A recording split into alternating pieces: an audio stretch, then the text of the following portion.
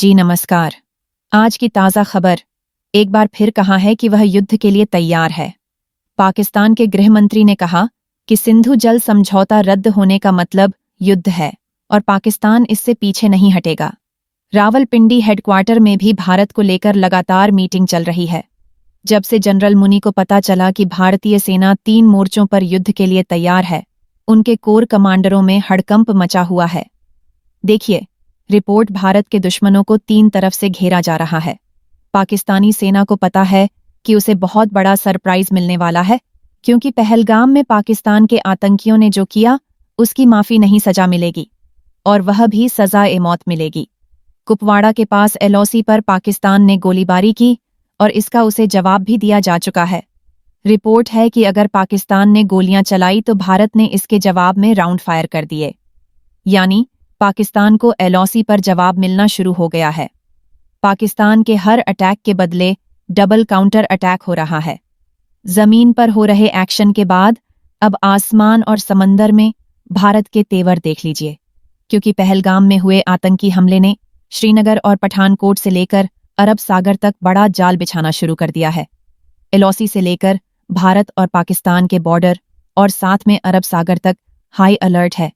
भारत के सबसे खतरनाक हथियार एक्टिव कर दिए गए हैं। LOC पर भारत की फौज अलर्ट है। पंजाब और राजस्थान सेक्टर में BSF की कड़ी निगरानी है और जैसे तमाम एयर डिफेंस सिस्टम भी अब घंटे एक्टिव कर दिए गए हैं। भारत की टैंक रेजिमेंट भी अखनूर से लेकर गुजरात तक वॉर मोड में आ चुकी है।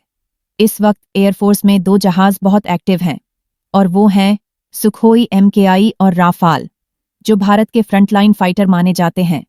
इन सब के बीच बड़ी खबर यह है कि पाकिस्तान का पहलगाम वाला एजेंडा फेल हो चुका है। नौसेना ने अपनी फायर पावर दिखाकर बता दिया है कि जो पाकिस्तान चाहता है वो कभी नहीं होगा, कि पहलगाम में आतंकी हमला भारत को बांटने की साजिश थी, जो पूरी तरह से नाकाम हो चुकी है। आतंकियों ने देश को बांटने की जो कोशिश की वो घंटे के अंदर ही फेल हो गई।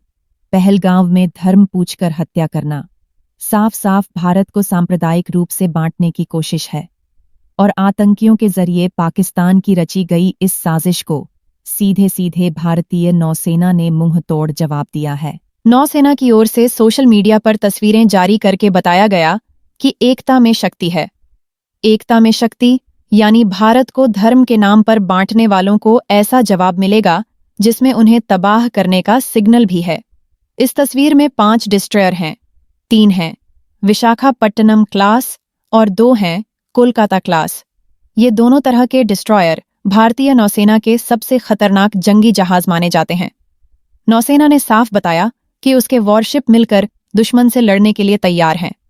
दुश्मन के खिलाफ अब एक होने की जरूरत है, यानी मैसेज साफ है, बांटने वालों को अब बख्शा नहीं जाएगा। एक ही सब में नौसेना के 5 जंगी जहाज और इस फोटो के जरिए नौसेना ने अपनी रेंज और फायर पावर की एक छोटी सी झलक भी दिखाई है। पाकिस्तान के खिलाफ नौसेना की क्या तैयारी है, इसे और डिकोड करते हैं। सबसे बाईं ओर है IAS इन्फाल, उसके दाईं ओर की तरफ IAS मोरमगांव और उसके बाद लीडशिप IAS विशाखापट्टनम। शुरुआत की ये तीनों जहाज IAS विशाखापट्टनम क्लास के डिस्ट्रॉयर हैं। IAS विशाखापट्टनम के दाईं तरफ है कोलकाता क्लास के IAS चेन्नई और IAS कोच्चि। इन्हीं में से एक यानी विशाखापट्टनम क्लास के जहाज IAS सूरत की फायर पावर का भारत ट्रेलर दिखा चुका है। पहलगाम में हुए आतंकी हमले के घंटे के अंदर ही भारत ने सिग्नल दे दिया था कि वो पाकिस्तान के साथ क्या कर सकता है पहलगाम से किमी दूर। भारत ने पाकिस्तान के दिलो दिमाग पर पहला वार तब किया जब MRSAM दागी गई। IAS सूरत से भारत ने MRSAM यानी medium range surface to air missile LG करके बता दिया कि बदला लेने वाला इरादा कितना मजबूत है। किमी तक आसमानी टारगेट को धमाके के साथ खत्म करने वाली इस मिसाइल ने अरब सागर में बड़ा सिग्नल दिया है। इजराइल के साथ मिलकर बनाई गई इस मिसाइल को IAS सूरत से आजमाया गया, यानी विशाखापट्टनम क्लास का वो डिस्ट्रॉयर जिसके मुकाबले का कोई वॉरशिप पाकिस्तान के पास नहीं है। पहलगाम में हुए बर्बर आतंकी हमले के बाद देश भर में आक्रोश का माहौल है। भारत के कड़े रुख को देखते हुए पाकिस्तान के हौसले पस्त हैं। पाकिस्तान भारत को युद्ध की धमकी दे रहा है, लेकिन वो यह भूल जाता है कि उसने कई बार भारत के हाथों मुंह की खाई जोधपुर में प्रदर्शित यह टैंक पाकिस्तान की बुज़दिली की जिंदा निशानी है। बनार रोड की तरफ जाने वाली सड़क पर रखा गया है। डी टैंक पाकिस्तान की बुज़दिली और भारत की सेना की शौर्य का जीता जागता सबूत है।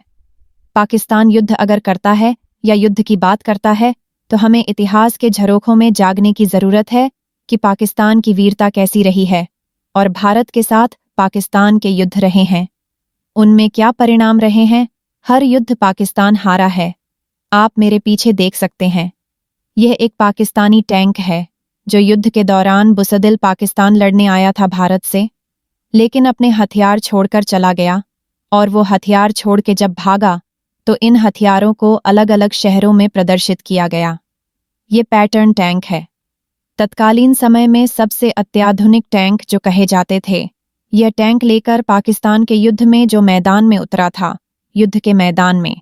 दरअसल इन टैंक को जोधपुर में लाने का श्रेय सलोड़ी निवासी जोराराम बिश्नोई को जाता है, जिन्होंने मेन पाकिस्तान सेना के टैंक को अपने ट्रैक्टर की मदद से दिन के अंदर युद्ध क्षेत्र से जोधपुर तक पहुंचाया था। युद्ध के बाद इन टैंकों को अलग अलग उद्देश्यों के लिए इस्तेमाल किया गया, जबकि कुछ को सैन्य संग्रहालयों में प्रदर्शित किया गया ताकि लोग युद्ध की स्मृति और भारतीय सैनिकों की बहादुरी को याद रख सके जो कि युद्ध में पाकिस्तान से जीते गए थे। ये टैंक उस युद्ध में भारतीय सेना की विजय का प्रतीक है। हाँ, बस में ये छोड़ छोड़ के चले गए थे। वह कुछ नहीं गिदरभम के है, उससे कुछ नहीं होने वाला है। इंडियन एयरफोर्स बहुत पावरफुल है, अभी के टाइम में विश्व गुरु है।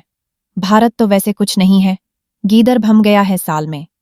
पाकिस्तान के पास सबसे उन्नत तकनीकी पैटर्न टैग थे, जिसके दम पर वो और चलिए।